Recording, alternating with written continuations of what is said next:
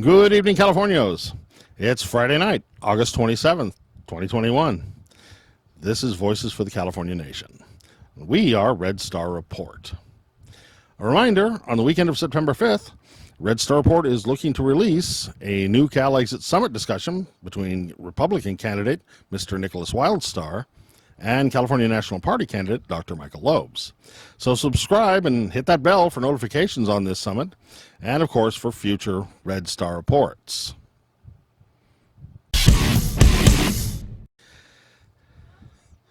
So tonight I have to ask, who the fuck are these YesCalifornia people, and what the hell do they actually represent? Because it's obvious, not actually California or Californians or California independence, is it? In less than 2 weeks, California will suffer through probably the most irresponsible recall election in its history. I mean, this land of ours is literally being tortured by plague, fire, drought, and economic hardships. But because of the soulless manipulation of American conservative politics, Californians have been forced to waste $270 million for nothing. It's fucking shameful. Because with everything else going on right now, what else do you call throwing that much badly needed tax money down a butt-hurt Republican rabbit hole with only 14 months left until the regularly scheduled 2022 general election? And why? Because a Trump-supporting recall campaign lawyer got his old partner, a Trump-supporting judge in Sacramento, to give the recall Newsom campaign an unheard of 6 months worth of time extensions for his Trumpian fascist temper tantrum? Or that this recall campaign was financed almost entirely with dark money, out-of-state money from the National Republican Party? Yeah, but it's happening. So how does this tie in with YesCalifornia? Well, if there was ever a time that Californians need to make lemonade out of lemons, this recall is it. Perhaps the California independence movement could have come together and used the stupidity of this recall not to pull California down, but to raise awareness of the need for an independent California because of the corruption that happens when the national politic interferes with California. An opportunity to show that one of the benefits of California independence will be people in a California political party running for California office that actually has the values and the interests of California at heart, rather than Republicans and Democrats who just see Sacramento as some kind of stepping stone to get them to Washington, D.C. and those big donors.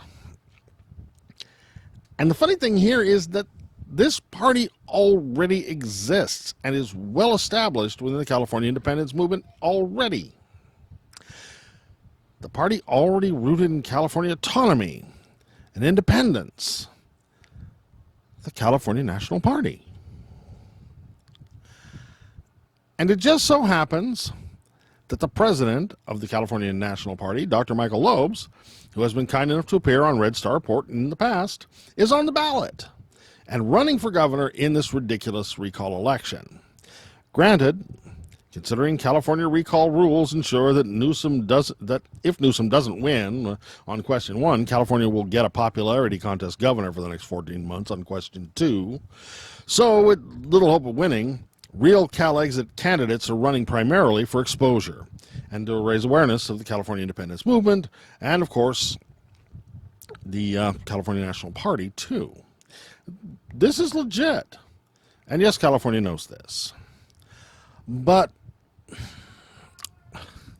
rather than supporting this real Cal Exit candidate initially, YesCalifornia decided to endorse a bid from its original president who now lives in Russia. Russia. Here we go again. Rather than California. None other than Louis Marinelli. A predictably self-indulgent move from an organization that's been trying to sell itself as the true, original, and self-anointed leaders of an independence movement that they barely recognize. And even at that, some latitude could be understood here until Mr. Marinelli was disqualified from the ballot. Which does bring me to a question. With a viable and true Cal exit candidate on the actual recall ballot, and if you check your ballots, you'll see Dr. Michael Loeb's there. Why hasn't YesCalifornia come out and endorsed him? Or, if you consider Dr. Michael Loeb's too California progressive for your tastes, how about Mr. Nicholas Wildstar, a more libertarian candidate who's expressed support for a free and independent California in the past? Or maybe I should ask a better question. Why has Mr. Marinelli himself, and apparently YesCalifornia as a whole, endorsed anti-California values conservative Republican candidates with no ties to the California independence movement at all? Because I've heard YesCalifornia's little speeches saying we should all do our best for the movement, even if that means backing YesCalifornia's efforts, even if we have misgivings about the organization's history, practices, and foreign ties. So, what? You're going to pretend that you're doing this for the good of California? No. YesCalifornia is going to try another ego project, brass ring grab, Hail Mary pass, whatever you want to call it, and try to run this Russian asshat. Sorry, I just can't say asset when I'm talking about you. For governor in the 2022 election, which will end in another failure and, of course, further disgrace. Sorry, Louis, and whatever's left of your following that aren't bots. Time for some truth. YesCalifornia is damaged beyond repair and a disgrace to the independence movement in general. The reality is, if any of the YesCalifornia stooges actually cared about California independence, they would have closed their org and went away years ago, but as usual, they don't care. Unfortunately for Louis, though, this time they've kind of painted themselves into a corner on this one, because either YesCalifornia is, as suspected, a Russian front organization running as a vanity project with no actual interest in California, except to discredit the grassroots California independence movement and use it as part of Russia's goal for a violent dissolution of the United States. Issue that I care about mostly is the peaceful dissolution of the Union. California is only one step in that direction. Or, after hearing this, and by the way, Louis, if you're not hearing this, you're a bigger tool than I thought you were. You and the rest of your YesCal cronies would have already been all over the media sites with glowing support for the current, real Cal exit candidates, which I guess now you'll correct this error within the next 24 hours. Right, Louis? Because this is your basic no-spin on or off issue, where off, even with an excuse, is still off. And even when off, the light still shines through hypocrisy and cowardice, no matter how clever you may think you are. If YesCalifornia, being an actual Cal exit organization that supposedly leads and or actually supports a real California independence movement, they'd be shouting support for its officially recognized by the state of California legit candidates. And so far, the silence is deafening. Always remember, Red Star Rebels, actions speak louder than words. This is Voices for a California Nation. And next week, Red Star Report's actions will be a summit discussion with our two new Cal exit candidates, Dr. Lobes and Mr. Wildstar. I don't know, maybe you Yes California people might want to catch that, huh? Personally, I don't think you should miss it. That's Voices for California Nation. Next up, Activism in Action with Shankar Singham. Go get him, Shankar.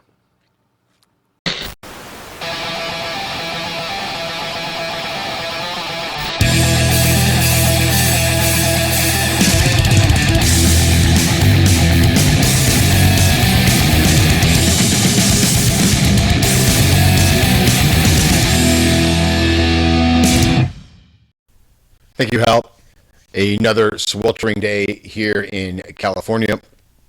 Get used to it, folks. I'm sure we'll all have to be dealing with this for the next, couple lifetimes.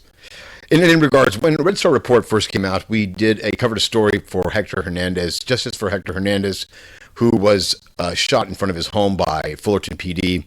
We went to the city council meeting. We went to his place of residence for a memorial.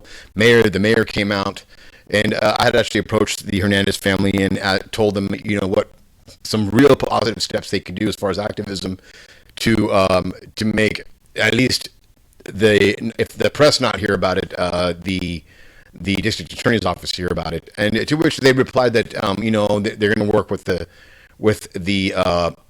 law enforcement and with the district attorney and the city council and try to get justice for Hector by having this policeman fired or reprimanded by those avenues, the legal avenues, I guess, or whatever that you want to classify them as. Just heard last week that Todd Spitzer, our piece of shit district attorney in Orange County, was refusing to file any charges against the Fullerton police officer. And there's just no case. So that officer gets away with murder. If you'd like to hear the details on why he killed Hector, you can check out our first podcast, or you can Google up Justice for Hector Hernandez on Facebook. Story will pop up there about everything that happened to him. So that is Justice for Hector Hernandez. Hopefully the family reaches out to me and we can actually seek some retribution here. So that's that. Folks, activism. Who's been activizing? Because amid the Delta pandemic, most civic-minded activists have been keeping it on the down low, keeping it on online activism on Zoom or what have you, whatever platform you're on. The only ones that have been out there have been the anti-vaxxers and the anti-maskers, believe it or not. So they're out there protesting, I don't know what, protesting wearing a mask or not getting the vaccine. Just pure madness. I don't have to tell everybody out there how idiotic that is.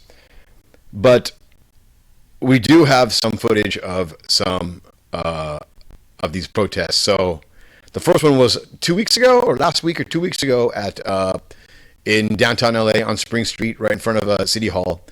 About 1,000 anti-maskers and anti-vaxxers showed up to protest that they hate masks and they hate vaccines, and to which a small clutch of Antifa, maybe about 6 or 7 Antifa, also showed up. Of course, they showed up.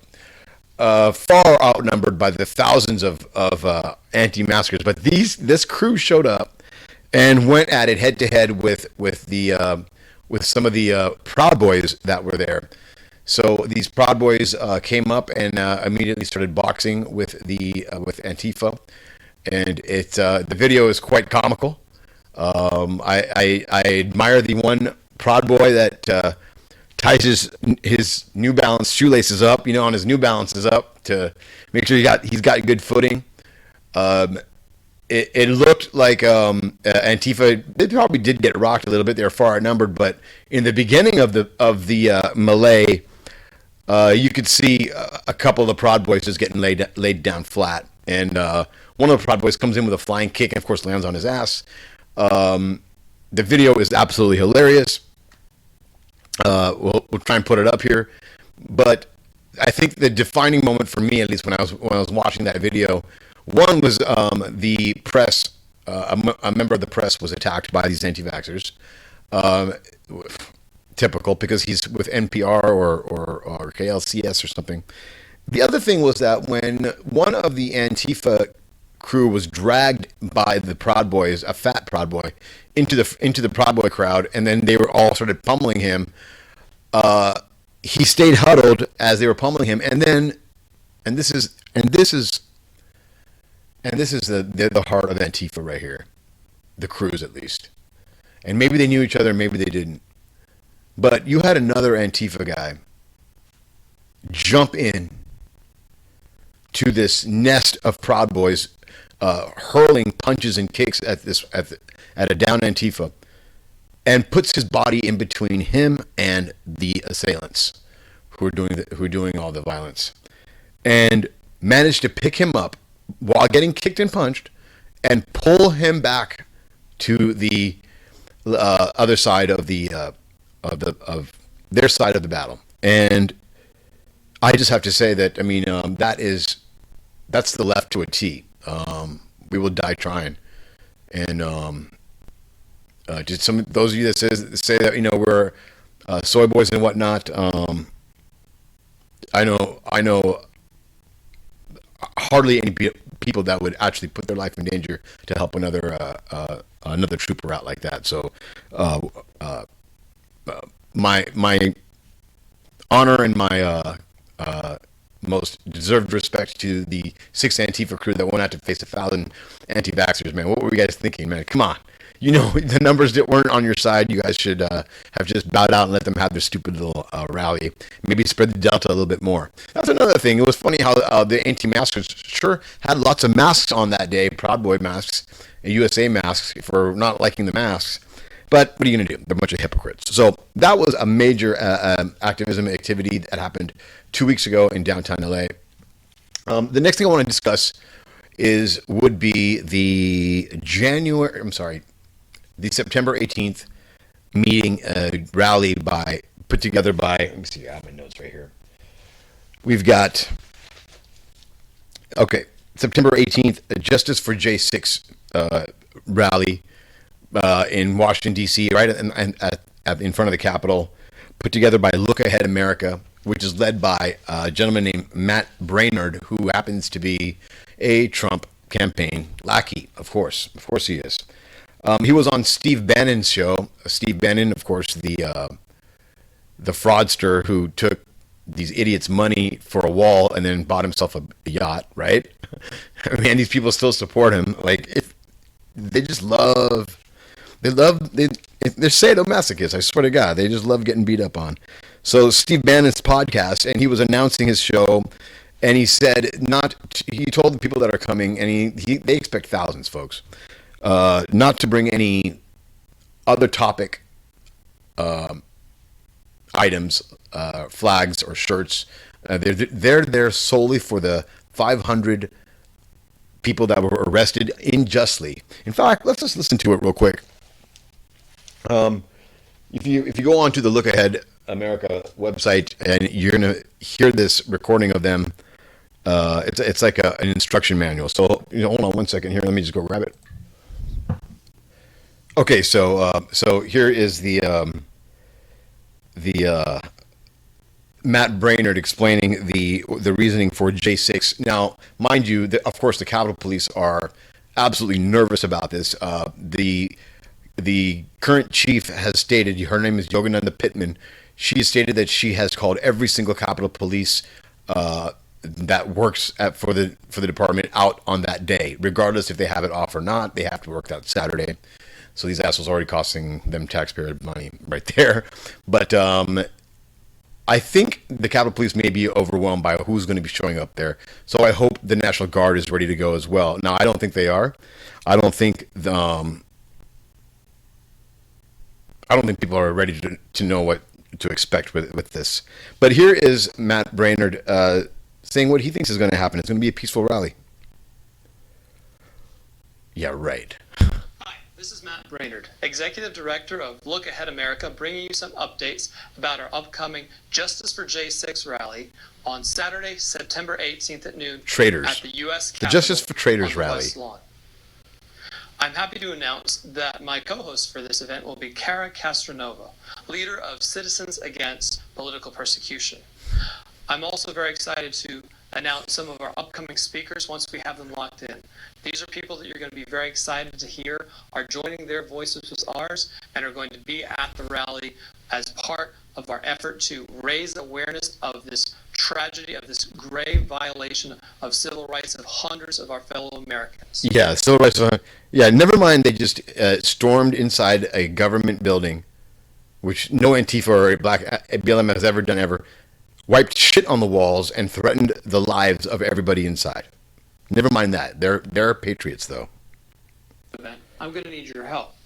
You're probably aware that Look Ahead America has held many rallies. In fact, 2 in District of Columbia, 1 at the Department of Justice, right in front of it, and 1 at the prison where many of these political prisoners are being held, along with another 9 rallies all across the country. We've had no incidents. We've had no problems. We have a perfect safety record, and we're going to maintain it. But we're going to need your help. So I've got a few requests for you. A number 1 request is to be respectful and kind to all law enforcement officers who may be present. There will be Metropolitan Police. I'm surprised they had to say that. I thought they loved the police. And Park Police. Asking you to please be kind to them, be respectful, and if they ask you to do something, please. Except for the black ones. You can call them nigger all day. Private security there, along with attorneys who will work with those police agencies to keep everybody safe. Second, stay in groups, especially when you are leaving the event, at least until you get out of the District of Columbia or back to the hotel where you're staying. So why? It'll help if you self-organize, and we'll help do this from the stage. I wonder why they're Get so around other scared. people who are going to the same place you are. Stay together. Numbers will keep you safe. Next. Idiots. Notify Look Ahead America volunteers if you identify any problems. There may be individuals in the crowd who are going to try to cause trouble, create drama, cause violence. There's Immediately, terrorists in your Look group? Ahead America volunteer know who will be easily identifiable by their t-shirt. They're not going to narc each other out. Private security and all the police agencies know, so we can prevent This is that such a problem bullshit from happening. video. It's like, hey, Next, it's an instruction. if you have I'll tell you a later. sign, a flag, a shirt, or any other clothing that's about anything other than the cause that we're coming together Q for, which is people, the QAnon. violation of the constitutional rights of over 500 of our fellow Americans, No. don't bring it. If it's about a candidate or a cause or about the election, who won, who didn't won, whether the election was legitimate, See, that's not what this rally is about. Yes, it is. Do not bring any signs, flags, or clothing that expresses that. If you're a member of another organization, this isn't the day to wear that clothing. What we're looking for is pure patriotism. It's American flags, American clothing, t-shirts, Stand that up kind of thing, patriotism and for the signs. people that And shit I on the invite you to Capitol. make your own homemade signs demanding justice for these political prisoners, demanding justice for Ashley Babbitt. But we are focused like a laser on this and only. Oh, good. Thank God. Thank God my thing died because I was just tired of hearing that. Now, did you hear that bullshit? Basically, that is not what he's telling them to do. What he's telling them to do right there is, hey, shit's going to go down. Beware. This is what's going to be around. You might see somebody trying to pull something off. Be respectful to cops, meaning until the very last minute, right? So make believe like everything's cool, but when shit starts popping off, it's going to pop off. So notice he also said, if you see something suspicious, call their private police. Not even the Capitol Police. Call the private police. Obviously, they're all in cahoots. So I think something is going to go down September 18th. It's just too juicy for them not to. They've already been acting up in school boards and in city council meetings all across the United States. They've been talking about how this country's like Nazi Germany because they have to wear a mask. So poor little white privilege, right? Anyways, that's September 18th, folks. It's going to be violent. You heard it here first. So beware, that's the next activity. Other than that, guys, stay home, stay safe. Delta's out again. Let it cull the herd. Let them cull the herd. Let this protest happen. Let the military cull the herd. This United States needs a lot of culling, and California could do so with some as well. So stay in, stay safe. Other than that, that's all I got. Hal, back to you, man.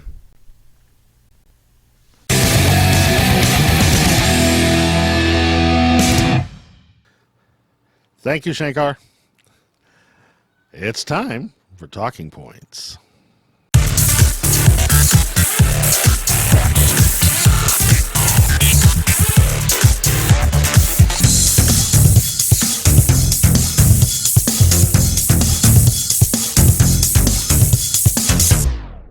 Tonight on Talking Points, we return to the frequently asked questions section of the California Independence Movement Guide. Basically answering the FAQ. This one is relevant this week with America's losing its latest war in Afghanistan and the possibility of a resurgent Taliban providing a safe haven for people with little love for America. This sets off a fear response, leaving a lot of Californians wondering what will happen to an independent California nation with America's enemies. And the question actually goes a little like this. What will California do about terrorism? And by the way, normally, people who are afraid of terrorists also tend to fear change, so they also tend to fear California independence also. Talking point. The answer starts with an independent California as part of the international community, as we will work, of course, with and as needed with other nations to prevent and limit terrorist activities. What does that mean? An independent California nation will be a different country than the USA, with no natural enemies or global history of imperial aggression. America, on the other hand, with long-standing U.S. international policies, Americans can't seem to feel safe unless it maintains a huge and ruinously expensive military projecting military power, so its citizens actually feel invincible. A case of, wow, what big nuclear missiles you have, Uncle Sam, and you are so strong and patriotic that terrorists must really hate your freedom. An attitude that does nothing to improve international relationships. California, on the other hand, has no imperial ambitions. This is important, particularly considering an independent California will rely more on renewable energy than oil from parts of the world where so much of the global terrorist problems start. Also, it isn't important as it is true, California is generally liked and respected globally for its social diversity and cultural tolerance. So Californians have no particular reason to live in fear. Nobody's mad at us. People in other countries generally like Californians, but they also really don't like Americans. Traveling in other countries, if you tell someone you're an American, you will probably get a less positive reaction than if you say you're a Californian. That's already true. And Californians are usually not surprised to hear foreign travelers who visit California regularly ask, what is wrong with the rest of America? So, what California will do about terrorism, mostly, is get along with our global neighbors. We'll use our sense of diversity and cultural tolerance to promote global trade, global goodwill, and generally have policies of non-interference with things that are none of our global business. The kind of things that make you more friends than enemies. This is Talking Points.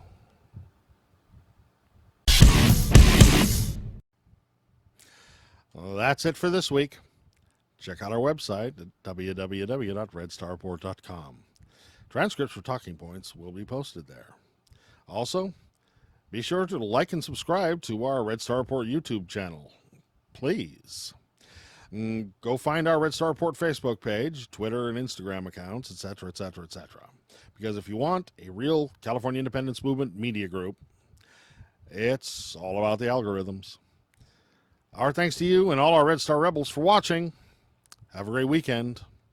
We are Red Star Report.